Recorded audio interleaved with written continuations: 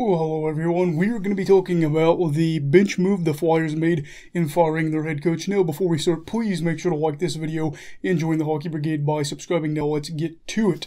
So, Alain Vigneault is no longer in the city of brotherly love, as he's been fired in his third season with Philadelphia. Now, I can't say that one moment was a defining moment for him to be fired, but I think that a 7-1 loss at home really could be the breaking point for management to decide it. Also, pair that with an 8-game losing streak and you have a recipe for disaster in terms of job security in sports. So, are these two issues the only reason Coach V got fired? Probably not. And outside of his first season, things just really have not been rainbows, sunshine, and cotton candy. It's just not been very good outside of that first year. The first year seems to be just a mirage in general, as the Flyers were on pace for 105 points and were one win away from going to the conference finals.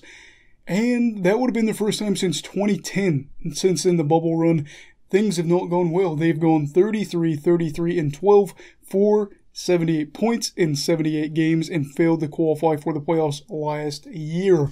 It's not exactly been perfect, and that's never a good thing to just be hovering around being dead average. And for them, it's just worse considering the amount of money, because they have really pumped quite a bit of money into this team. 2 out of the 3 years that he has been in charge, Vigneault that is, they have been top 10 in the spending, and this year they're actually 6th in the league for highest on the list, and that is, you're 6th in the league and you're towards the bottom of your division. It's not working out, especially if you're on an 8-game losing streak.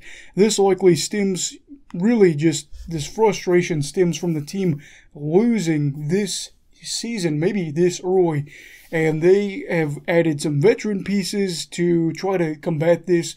They're thinking maybe we're losing some veterans in the future, so might as well try to make a deep playoff push one last time. Some of those moves have been including trading Jacob Voracek for Cam Atkinson, giving up a first-rounder for Rasmus Ristolainen, and then trading for defenseman Ryan Ellis. While all of those things certainly made noise going into this season, it just hasn't led to wins. Unfortunately for Vigneault, all those additions of the players and the expectations have meant bad things for him, because that means more pressure, and it has been intense for this long-time head coach.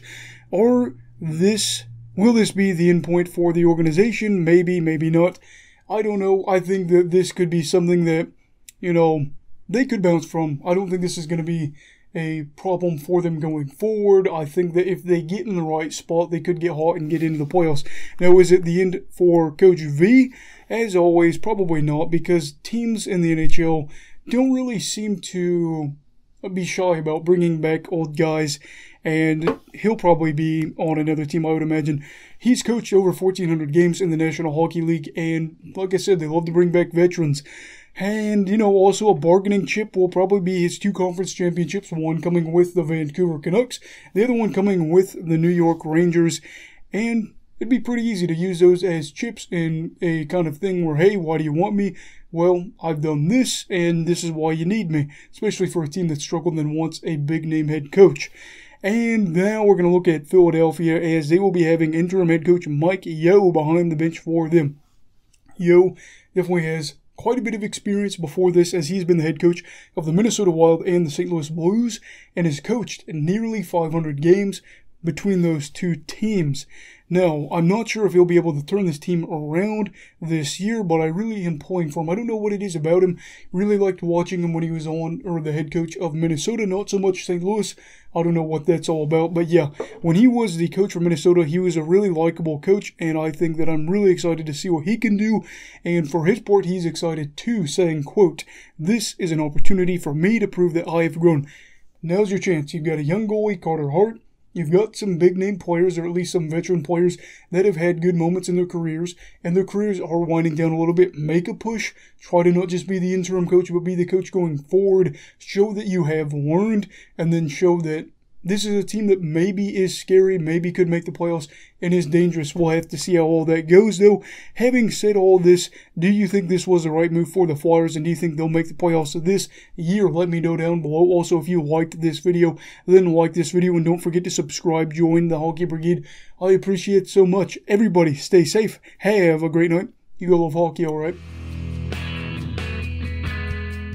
Goodbye, Brigadiers and Brigadettes. This is your captain signing off. Have a great night.